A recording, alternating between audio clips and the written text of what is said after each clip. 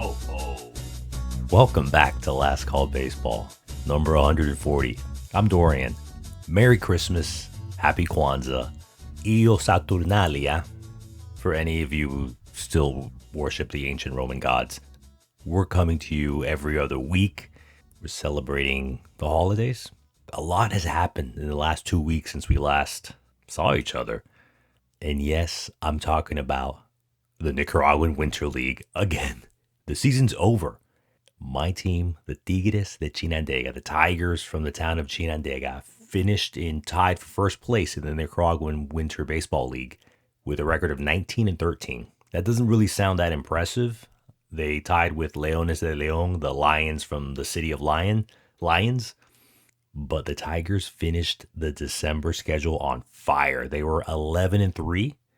And now in the round robin, so in the Nicaraguan Winter League, they don't go in playoffs. They go round robin. So there's 4 teams in the round robin. Everyone plays each other, I believe it's a total of 10 games. And then the 2 teams with the best records, then they play in the championship series. And right now, the Tigres are undefeated, 2 wins, no losses. And what I love about watching these games on YouTube is, just like in Major League Baseball, you can hear what the music they're playing at the stadium, and I know that whoever the DJ is at the stadium where the Tigers play, he is a man of a certain age because he does not stop playing 90s dance songs left and right. I'm gonna guess this dude is probably in his 40s or 50s because that's the only thing he plays, and the rally trumpet. And not only does this dude make me laugh, and I love his music choices, I also laughed earlier this month, back on December 1st. There was a random orange cat that just jolted onto the field in the middle of a Tigres and a Tren del Norte team, the Train of the North. That was really funny because sometimes you'll see a dog randomly wander onto the playing field in one of these Nicaraguan Winter Baseball leagues. So I'm looking forward to the round robin. We'll see if the Tigres finish strong enough. And I don't think they've won the championship in a pretty long time. So hopefully they can, next time we talk, they're going to bring home the championship, baby. Who else is thinking about bringing home the championship? Someone by the name of Saint Nick visited LA early and often this month. The big news from Los Angeles was that Tyler Glasnow and Manuel Margot joined the LA Dodgers. And oh yeah, Shohei Ohtani also signed with the LA Dodgers. As did Santa, came back to Dodger Stadium and brought with him Yamamoto, the fantastic, phenomenal Japanese pitcher, also signed with the LA Dodgers. I couldn't believe what I read about the New York Yankees, that they were also after Yamamoto. They offered Yamamoto a $300 million contract, and they declined to match the Dodgers' offer to Yamamoto and his agent, because the Yankees actually said this publicly out loud. They didn't want to offer more than what Garrett Cole's contract is. I think Garrett Cole's on a $324 million contract. It's like, why would you put that on another player? What does he have anything to do with it? You highly doubt that Cy Young winner, Garrett Cole, called up the Yankees front office to say, hey, listen, guys, don't you dare let someone on this team make more money than me. That's insane. If that was the case, why did they hurt Giancarlo Stanton's feelings when they offered a much bigger contract to Aaron Judge than what Giancarlo Stanton is currently getting paid? I've lost faith in that team, the brain trust of Steinbrenner and Brian Cashman. I don't know what they're going to do. Why am I repeating myself? I said this 2 weeks ago. The New York Yankees aren't going to be any different than they were in 2023. The 2024 team isn't going to be any different than the 2023 team. Come on, man. Don't throw out your star ace Cy Young winning pitcher like that and saying, oh, it was because of him that we didn't want to offer someone else more money. You know, maybe at the end of the day, Yamamoto didn't want to play in the cold. It's cold in New York City. It's cold in a lot of places. Thankfully, where the Tigres play, it's not cold. And our next guest was a pitcher himself who lives in paradise. This week, our special guest is Karsten Whitson, the assistant coach, specifically pitching coach, at the Florida International University baseball program. Coach Whitson, welcome to Last Call Baseball. Hey, how you doing? Thanks for having me on. Absolutely. I'm a big FIU baseball fan. Before we get to talk about college baseball, I've been to a lot of places in the state of Florida, and by a lot, I mean just Tampa and Miami. I Mhm. have never heard of your hometown, Chipley. Tell us about Chipley, Florida. Yeah, it's a big city of Chipley, Florida. I'm kind of surprised that you haven't heard about us, man. We're up there. We're up there in the Panhandle, So really, I don't even know if it really counts as being a part of Florida anymore. It's basically Lower Alabama. No, it's hometown. So I actually originally grew up in Bartow, Florida, which is Central Florida, right there in Polk County, and then we moved to the Panhandle after my freshman year of high school to the big city up there of Chipley. And that's where my parents originally are from, and so it was kind of a family move that we did there. And how can I explain it? I mean, it's a basically it's like a two traffic light town, and we do have the Walmart there in Chipley, so we get to draw some crowds from the other small towns in the area. But no, it was a good place to kind of grow up there through high school. And anytime that I'm feeling maybe the busyness of Tampa or Miami or anywhere, if I'm on the road, it's nice to get back home and kind of slow down a little bit. Definitely a slower pace of living up there. Yeah, welcome to Miami, which is Yeah, you'll feel right at home then. no doubt, no doubt.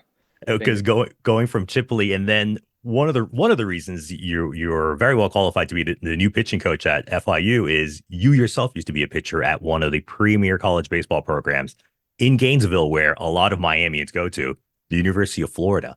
Tell us about some of your memories or your experiences as a Gator.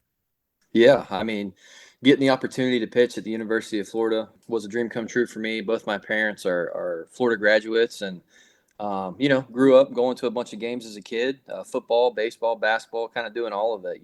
So definitely definitely felt, what that fan base was like as a kid, and kind of its national reach, obviously, the alumni base. So definitely a surreal moment to get to play for Florida. And it was great. It was obviously, the culture is really good there. And Coach O'Sullivan's done a tremendous job. Obviously, before him, Pat McMahon took the team in '05, I believe, to the College World Series, kind of right when I was coming through middle school. So get to see the Gators in Omaha there, and then having a chance to go twice as a player was dream come true for me. So wouldn't change it for the world. And obviously, like you said, got to form some strong bonds, not only with guys from South Florida, but all across the country. So that's always the biggest piece of it too, is those lasting relationships that you have.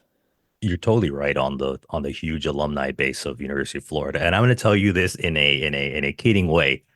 The UF fans are so annoying. And I No tell you this doubt. because I have cousins. I have a lot of cousins who went to UF. I mean, and they're like in their 40s and 50s and they are gatored out. Yep. Go and watch the college football games, the college basketball games. When I give them gifts, obviously now we're in the holiday season, it's super easy. You just get them like a UF a golf Yeah. dry fit shirt. And they're in heaven. You can't go wrong. Yeah, anything with a gator head on it or orange and blue, I think you're in the clear. So just don't get your colors mixed up. You throw some garnet and gold in there, it might be some fighting going on around the holidays. That's true. Yeah, and I also have family that went to FSU and all over the schools in Florida. And I love talking SEC baseball. You're actually the second person from an SEC school. Just a year ago, I spoke with someone from LSU, and it's just I love talking about the amount of resources that are in SEC school. And Yeah. what was your first impression when you obviously went from this SEC college baseball powerhouse? You get drafted into the Boston Red Sox organization. What was your first impressions when it comes to like things like facilities from the SEC college baseball, and then you're now a professional baseball player? Yeah, for sure. I mean, you got to go back to it.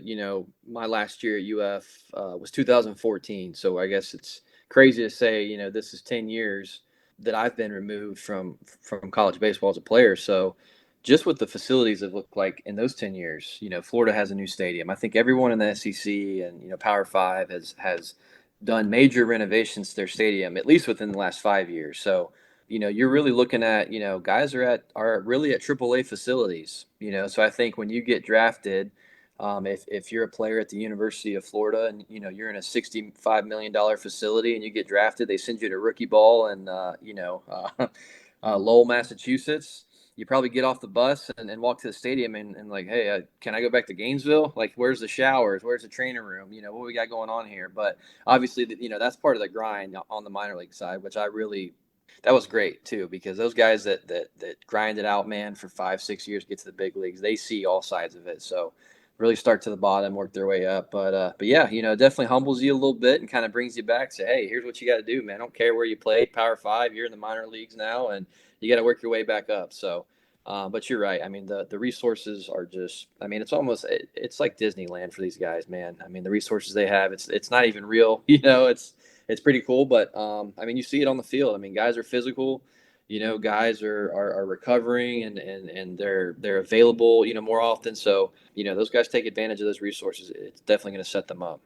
When was it in your life, doesn't have to be your career, that you decided that you were like, I want to stay in baseball, but I actually want to give back? Like what was that moment? I always find that interesting. Is like I love baseball, but Yeah. I can't coach it. I have no desire to coach it. When did that start forming for you?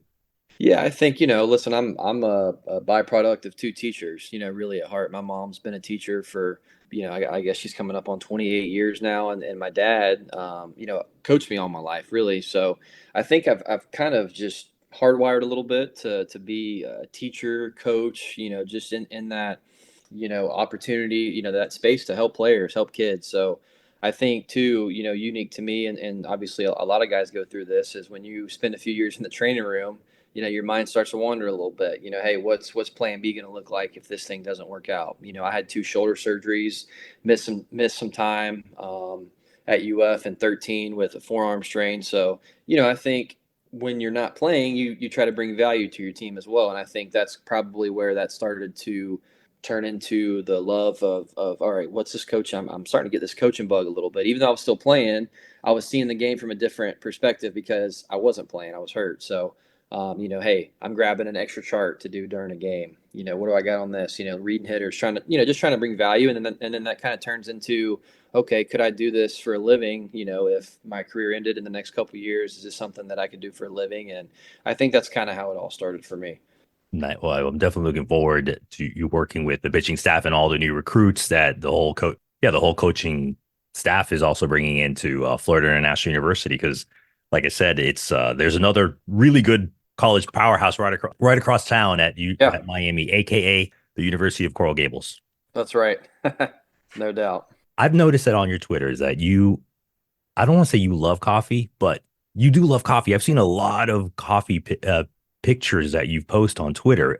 Did that just come from riding buses late at night, like with a minor league team, or is it just when you and your family moved to Miami, specifically the Cuban cortaditos?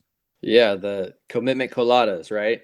I don't know. I think that just kind of happened organically. I think when I started coming into the office in early August, preparing for the fall, one of our assistants, Frankie Navarrete, of Cuban descent, he's native to Miami, went to Christopher Columbus, and he's like, "Hey, let's go get a colada." I'm like, "Colada? What's that?" He's a bro. He's like a colada. So I'm like, all right. So I go from, my first day, he's dragging me to Cafe Bustelo on campus. We're getting a colada. And I'm thinking I'm getting like, a grande, Starbucks size thing that I'm drinking. I'm like, why is it so small? And He's put like, some whipped cream in it as well. no doubt, no doubt. So I got educated very quickly on that and the benefits of having one, man. There's nothing wrong. When you need a little pick me up, that's the place to go. And fast forward, a couple months later, now Frankie makes me order in Spanish when I go there. So that's always fun. But no, it's been great. The culture's been awesome. And yeah, I think just, it just happened. We actually got our first commitment the first time he took me, and I'm like, hey, commitment colada, there you go. So I think it's going to That's stick. I think it's here to stay. That's a good recruiting tool, actually. I never thought about that, especially for those who are outside of the maybe like South Florida region who are not these young men who are not yet familiar with the famous Cuban coffee. It's funny. There was actually, so we did it a couple times. We got a few commitments. I had a chance to get on the road in late July, early August to see some guys, and we actually got a couple commitments. And it's funny. I actually had a kid message me on Twitter. He goes, "Hey, coach, I'm looking to be your next commitment colada here." So I was like, "Man, this thing's sticking with recruits too. So we're gonna keep rolling with it." I love it. I love it. You know what? I am not embarrassed to say this. number one, I'm a big baseball fan, whether it's the college level, minors, and I'm very excited for the Serie del Caribe that is coming into Miami, the Caribbean Series in Yeah. February. I've already got my games that I'm gonna, buy tickets to. My and my family, we're gonna go to a bunch of games. It's so much fun. It's going to be so much fun because I actually went to the World Baseball Classic earlier this year, That's also in awesome. Miami. Yep. But regardless of that, I watch a lot of baseball. I am not embarrassed to say, Coach, how in the world can you tell as just a fan the break of a pitch? Because unless it's like that 12-6 drop coming Mm. from a pitcher's hand or like an incredible slider with like 8 inches of give, when they're saying, oh, that was a good cutter, that was a good fastball, I'm like, sure, the hitter didn't hit it, so that's the batter didn't hit it, so that's a good thing. What's like a tip you can give someone like me who's not embarrassed to admit I can't tell the difference between a lot of those pitches? Well, first off, I'll say I don't blame you because everything is hard in today's game, right? Like everything is hard. So, the discrepancies in velocity, it seems like everybody's throwing 100 with 90 plus off speed. It's crazy. But I don't know. I think it's just something, you develop kind of an eye for it the more you watch the game. And, I think if you know a little bit about the pitcher and you kind of pay attention to warm ups, you can kind of get a feel for what pitch mix he's using in warm ups. And then from there, you kind of go, okay, well, there's the cutter, there's the slider. But, in game on the fly, man, if you're walking in the second inning and you're trying to figure it out, I think just, best bet, hopefully you can see a few fastballs, what that looks like. And then anything under that, it's an educated guess in terms of velocity. So, but yeah, these guys, man, the stuff they have is unreal in today's game. I was trying to remember in person. I remember there was an Atlanta Braves pitcher. He used to pitch with the Washington Nationals. Then he went to the Braves like or circa 2017, 2016. Mm-hmm. I think it was Sanchez. He threw like 55, 60 mile an hour changeup. In Okay. person, I remember being at City Field and watching it. I'm like, oh my God, you're seeing the radar gun as well. It was like he was pitching like 61 and the guys were, swinging out of their cleats. And that was one of the few times that you can actually tell because it's such a Right. discrepancy between pitching 60 and, 90 plus. But okay, so then you're saying that as a fan, I should do a little bit of scouting on whoever Hey, the yeah, pitches. Like, I'm you going to start have looking to. for the pitches that go either lateral or vertical. Yeah, you have to. And I think, Baseball Savant is a great website. You can pull that up right on your phone, go to Pitch Mix, and it actually shows you some visuals. It kind of takes you through what each pitch looks like. And depending on where you're sitting at, in the building, if you have a good spot there behind home plate, I think you can probably, you probably do better than you think. Picking up on that, sitting behind home plate, that was me my follow up question because obviously as a coach, the coaching, also the baseball players, you guys are in the dugout. But as a fan, where would you say it's best to watch or even like we're not really scouting, but let's say enjoy a pitcher because I love pitching more than hitting when it comes to baseball. For sure. I mean, it's hard to beat, behind home plate. But the thing about it, you can't be too low. For me, anytime I've been like ground level, lower, even at inter squads, because we do have that home plate suite there at FIU. It's tough to really see, like if a right-handed hitter gets in the box and you're kind of off to the side, the hitter kind of blocks your view. So you have to make sure if you can get on that mid-level, mid-tier, okay, so not bottom, not very top, but middle. Now you kind of get yourself above the hitter. Just gives you a great vantage point to see because I do, as much science as there is and data in today's game with pitchers, there still remains an art to it, So I love seeing guys setting up hitters, guys, when you see that catcher starting to lean in and get in tight on a hitter, you're like, all right, here comes a fastball in, right? Like, let's see if he can get it in there. I think that's cool. You see the game, everything's in front of you, defensive positioning, a guy, getting first to third on a hit, you kind of see everything unfold right there in front of you. I think, just the beauty of the game, lies in some of those plays as well.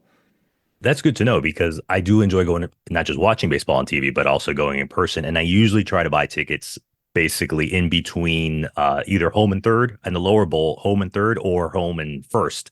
But Mm-hmm. we'll see about getting closer behind the catcher. And you hit on something that I also wanted to bring up, that amazing suite that you guys have now at FIU. I think it just started, I think last year, but I was on that email blast. It's like, oh, we have this new suite. It Yeah. comes with like 20 or 30 tickets. And I'm like, that looks like an amazing vantage point to watch a baseball game. And I was like scratching my head and it's like, can I get together at least 20 people to come watch an FIU baseball game with me? Yeah, for Because it sure. looks amazing, that suite that you guys have. Because I don't know about the SC. I'm sure they have a bunch of suites, but Yeah. that's the first one that I know of.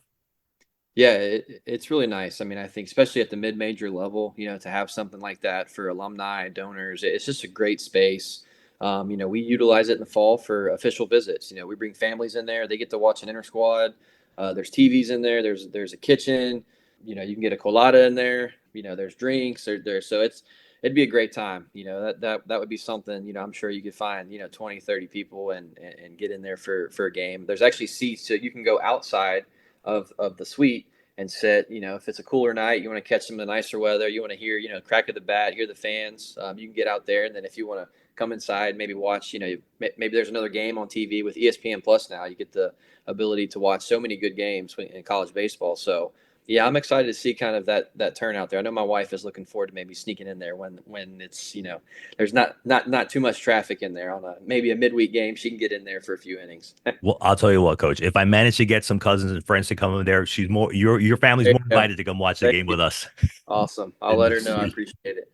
Of course, reading up, I noticed you've played at UF.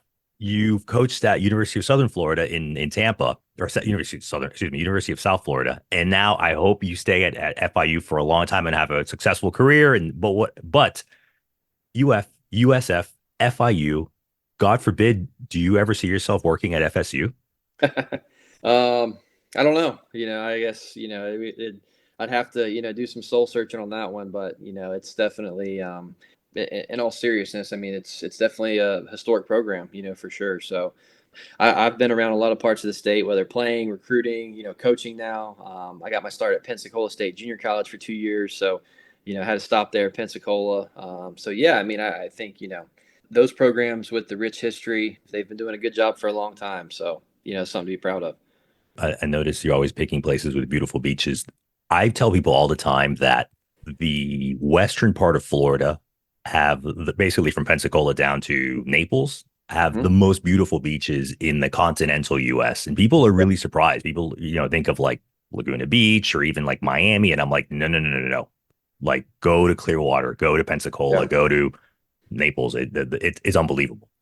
It is, and I think too, the further north you get up into the Panhandle, the beaches remain the same. I mean, one of our favorite spots that we would go when we were in Tampa is Siesta Key, just a beautiful spot. But the thing that I love about the Panhandle specifically, you get into like these smaller towns that are on the beach, Navarre, Fort Walton Beach, Destin, Panama City. A lot of people have heard of, obviously, but there's still some places up there that are untapped where you can get the beach, the luxuries of the white sand, the Emerald Coast, and not really have as much traffic. The people. So I think that's still cool. So maybe we won't tell a lot of people about that because we still have a few spots there that we'll go if we want to get the beach, but not have all the traffic and tourists. But that's one thing that I really love about the Panhandle. Like I said, there's still some uncharted beaches up there that a lot of people don't know about. Well, I might have to cut this out of the podcast because we don't want other people to be going down. I'm joking. All right. As Go, long as they go. don't tell anybody, we'll be fine. I know. One place that definitely does not have beaches is Iowa. And I noticed when FIU released their schedule, I think it was about a week or so ago, you guys are going to travel. Are you guys traveling to Iowa or is Iowa coming No, to Miami? You guys are traveling to Iowa. we're going there. How in the world? I admit this may have been happened before you joined the program, but how in the world did that happen? Because I don't think FIU has ever played Iowa, much less go out to the middle of the country. Yeah, so in our league this year, we're a 9-team league. Next year, we'll go to a 10-team league with the addition of Kennesaw State. But every team in the league this year has basically 2 bye weeks in the middle of conference play, which is unique. Like the SEC, ACC, they kind of play all the way through. But we have 2 bye weeks. So one of those weeks we're hosting Walford, which is nice. We get to stay home. And then just the timing of when that bye week was, it was the last weekend of the season. So I actually asked Coach Whitten the same thing. I said, Coach, what do we got? We got Iowa, the last weekend. He explained it to me. He's like, listen, we had 2 options, and Iowa was the best. So, going to take care of us, and they're going to get us up there and put us up in a nice hotel. And we're going to play them 3 games. And, what's funny is we actually have 3 kids from Iowa. So we have three pitchers from Iowa. So it'll be a homecoming for them, which is kind of, neat. And, but yeah, I'm actually looking forward to it. Iowa's a really good program, especially they've come on strong the last couple years, and they've produced some really good arms. So I think that's going to be a really good test for us heading into our conference tournament. Absolutely. That's a tremendous test, especially at high level. So to get you said get ready for the conference tournament. Iowa obviously popped out at me because the other teams are more or less known. Obviously, you're going to play UM a couple of times, and they come to FIU. You go over to University of Coral Gables. I did see this was before your time that the other time they had a prestigious on end of season one was when FIU went to go play Vanderbilt. I think that Hmm. might have been right That where was maybe you're at a UF. It was like in 14 or 16 or something. And I okay. actually wanted to go to Nashville to for that series, but I didn't get a chance to. But yeah, I mean the SEC is that's an 800-pound gorilla like UF, Vanderbilt, LSU. Yeah.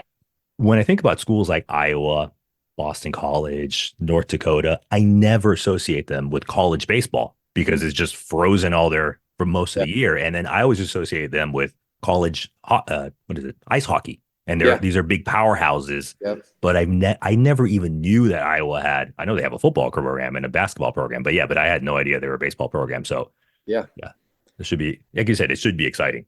For sure, it will be.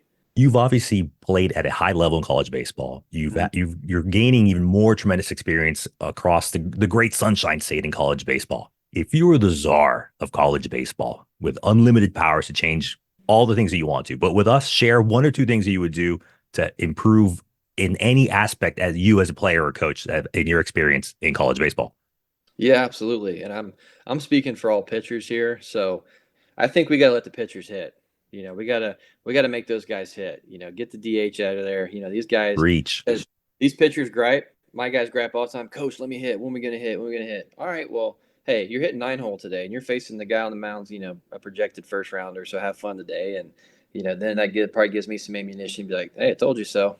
Stick to pitching, buddy. But there's a lot of POs out there that still think they can swing it. I think just for pure entertainment standpoint, getting the pitcher in the lineup would be outstanding.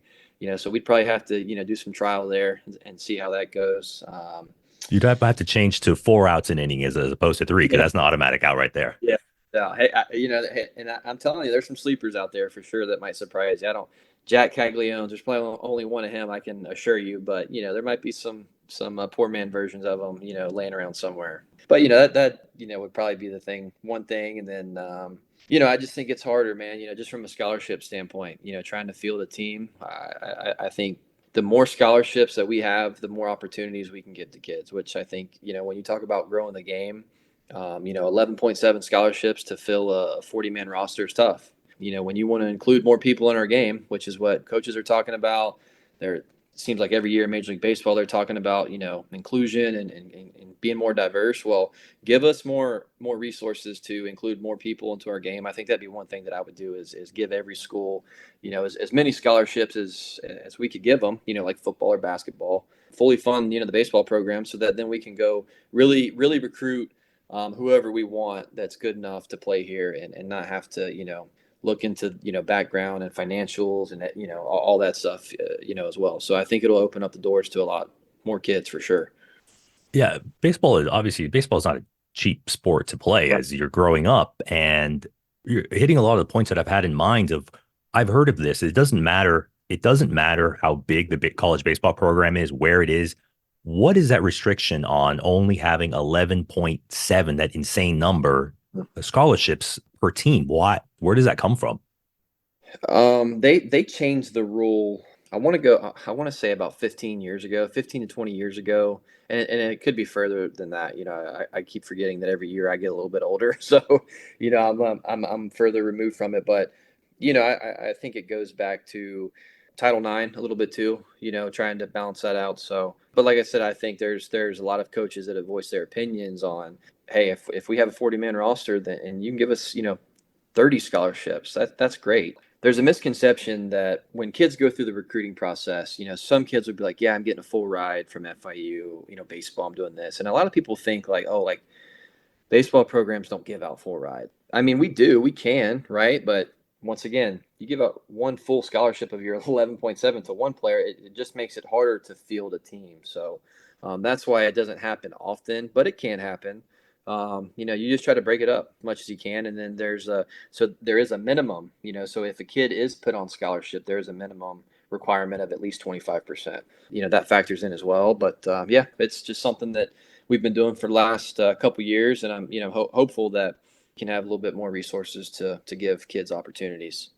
Absolutely. And my last question on that scholarship, and basically you said growing the game, making it available for young men to go to a good school, and play baseball wherever it may be. Is that restricted where you think, again, you think about the SEC schools that have much more resources? If a donor would say, I want to fund 10 additional baseball scholarships, is that even legal? Do they have to then just do like the academic route? Like, oh, I really want athletes who are really good with aluminum bat who might go Yeah. to my school, like that type? Or can you do it directly if you're a donor?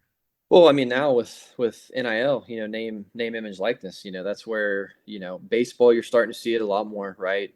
Football, it's a frenzy right now before signing day. I mean, every day it seems like good players from good programs are leaving just to get that bag, right? To get paid.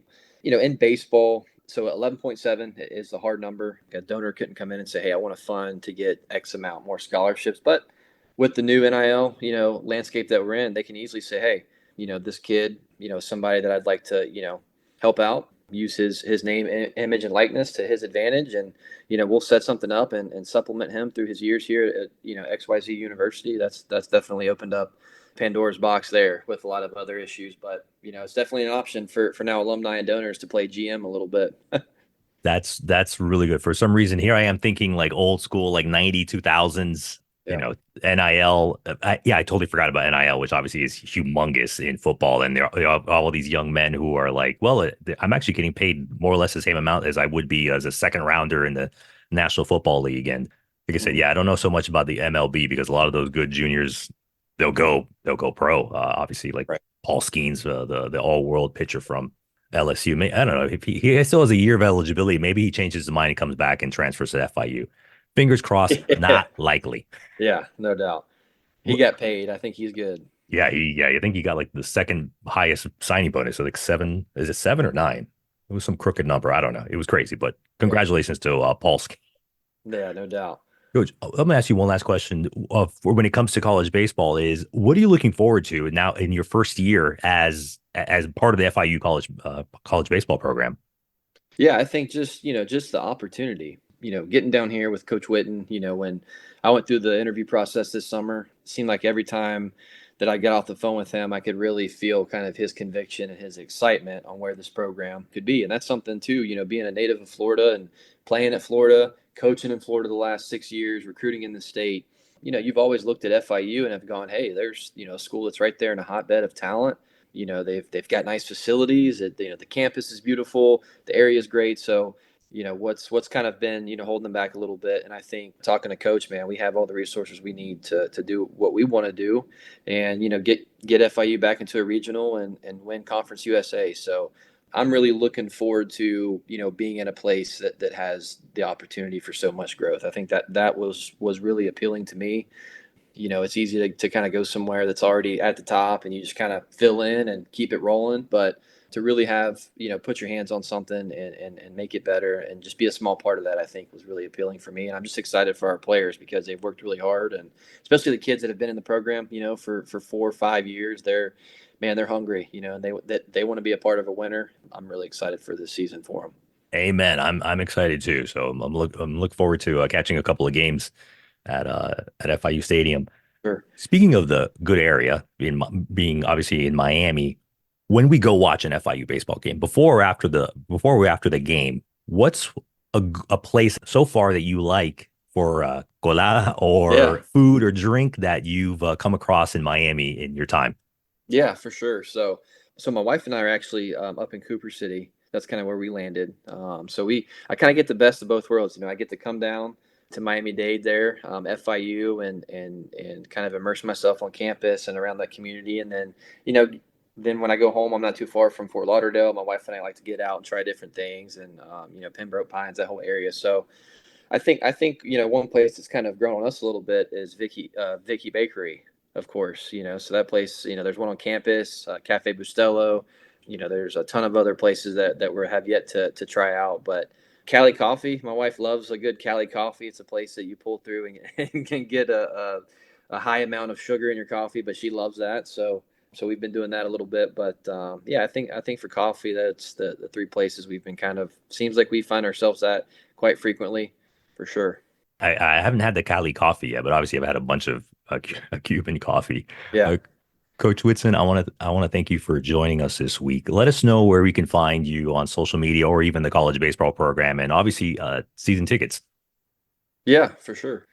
At Whitson Karsten, Twitter handle, and then yeah, go on our website. FIU Athletics baseball season tickets. I think we've got like a double play pass going right now. So come check us out. It's going to be a good year. We're really excited. We just had a write up that we posted on our Twitter account. D1 baseball does a good job of covering. Kendall Rogers does a good job of covering our sport, our level, and they just did a really in depth write up on our team this fall. So it kind of gives you a chance to learn some names, read about our team. Get some insight from our head coach on what he thinks about our team and kind of where we're at. So, we're expecting big things out of this group. Thanks to Coach Whitson for joining us. Remember, the FIU college baseball season starts Friday, February 16th in 2024 in the beautiful city of Miami. I highly encourage everyone to see baseball at whatever level it is. College, minors, international, Major League Baseball. I love baseball. I'm excited about what they're building at the FIU college baseball program. Can't wait to see them in person. I can't wait to tell you what I've been drinking as I thought of this podcast. I've been recording it and editing it. In my hand, I have a beer called Creekside, a dry hopped sour from a good American local brewery called Westkill Brewing in Westkill, New York. I've been loving sours that have to have flavor. I'm not going to just drink a sour beer just because of that. I'm not that crazy about sours. It has to have some flavor, and this one's good. Hold on a minute. Unfortunately, Westkill right now, it's cold, just like New York City, even though Westkill is in the beautiful area of Hudson Valley. It's not Miami or Los Angeles at the end of December. Wherever you are on this planet, in this country, thanks for listening to Last Call Baseball. Merry Christmas, Happy Kwanzaa, Io Saturnalia. By the way, that means hurrah Saturnalia, because he was the god of farming and money, and who doesn't need more bountiful resources in the coming year? Be great, enjoy time with loved ones, and get home safe.